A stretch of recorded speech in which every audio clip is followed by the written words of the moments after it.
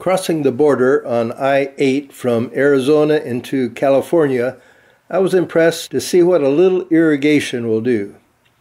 One side of the interstate was dry and barren, the other side was lush green. And then there were the sand dunes where cultivation of any kind would be difficult. I never tire of seeing the ocean, so it was a joy reaching Imperial Beach, the most southwesternly city in the United States. I remember just a few months ago being in Eastport, Maine, the most northeasternly city of the United States. From Imperial Beach you could see the coast of Mexico. I enjoyed walking around and taking in the coastal arts and sight.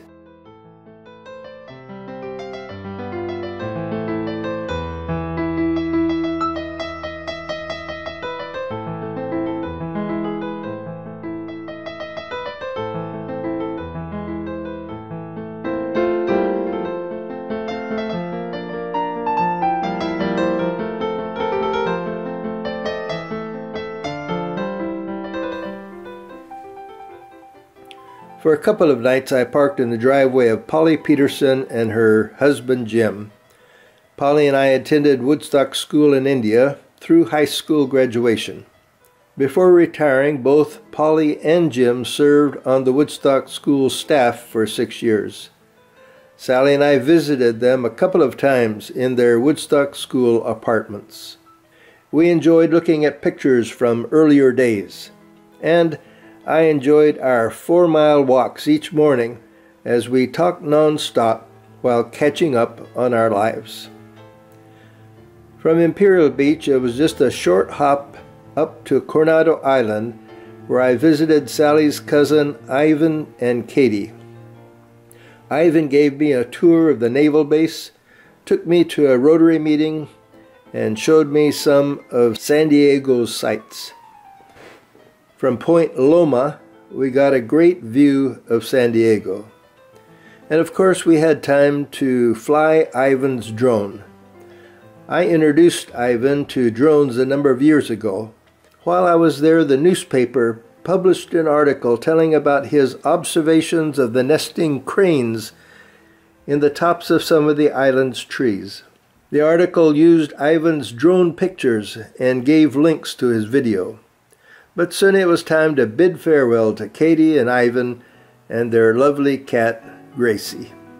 Just up the road I stopped for tea, lunch, and a lovely visit with Miriam. Her maiden name at Woodstock was Redding.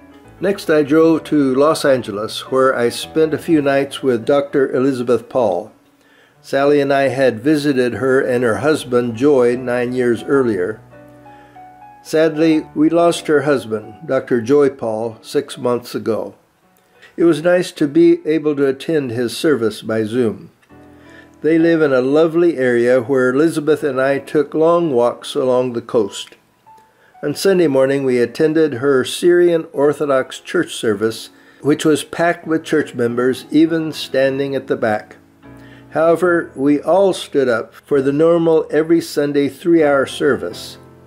Most everyone was from Kerala, the beautiful southern state of India. On the way back, we stopped at the cemetery. And soon, it was time to bid goodbye to Elizabeth and her lovely cat, Luna. I was 6 months old when I traveled to the United States on the Queen Mary.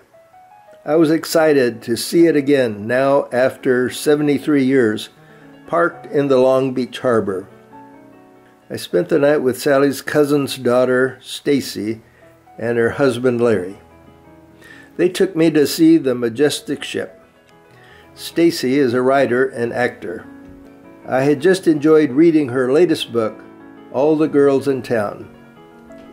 It was a great visit with the author as I continue to meet and get to know my relatives living around the country. On to Monrovia, where I spent the night in the drive of Kitty, another Woodstock School classmate whose father served as a doctor and professor at the Ludhiana Christian Medical College. Since Kitty taught English for a while in Korea, we decided to chow down on a really good Korean meal. I enjoy making these travel videos, and it is nice to know that you enjoy them too. Thanks for watching. The next video will tell about almost getting trapped in the mountains by the rare California snowstorm reported in the national news.